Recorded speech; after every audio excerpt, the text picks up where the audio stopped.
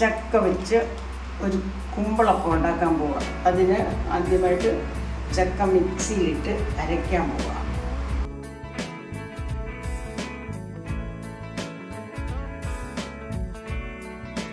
ഇനി ഇതിനകത്ത് 2 കപ്പ് അരിപ്പൊടിയും ഇട്ട് മിക്സ് ചെയ്യാൻ പോവാം.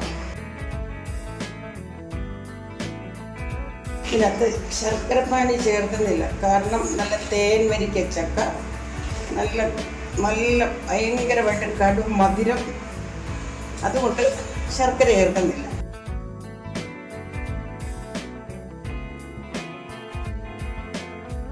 ചുക്ക്, ജീരകം, അതിൻ്റെ കൂടെ ഇത്തിരി പഞ്ചസാര എല്ലാം കൂടി പൊടിച്ചതാണ്, പൊടിയാൻ വേണ്ടിയിട്ട്.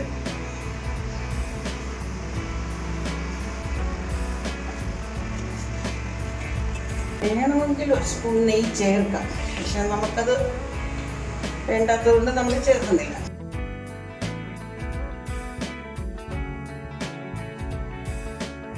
ഒരു സ്പൂൺ ഉപ്പിടുക.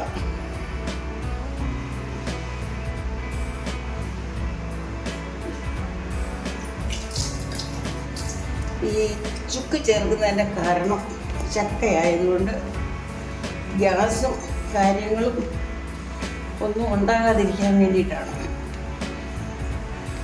ചുക്ക്, ജീരകം എല്ലാം ചേർക്കുന്നത്.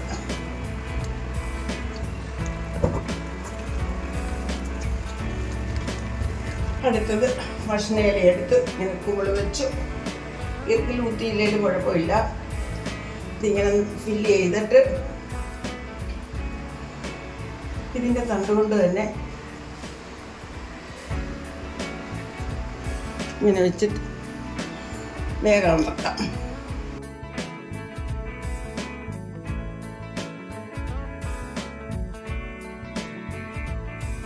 ഇപ്പം ചക്കയുടെ സീസൺ ആയതുകൊണ്ട് എല്ലാവർക്കും ഇങ്ങനെ ഒന്ന് ചെയ്ത് നോക്കാം. ശർക്കര ചേർക്കണമെന്ന് നിർബന്ധമുള്ളവർ ചേർത്താൽ മതി. ചക്കയ്ക്ക് നല്ല മധുരമുള്ളതാണെങ്കിൽ ശർക്കര വേണ്ട.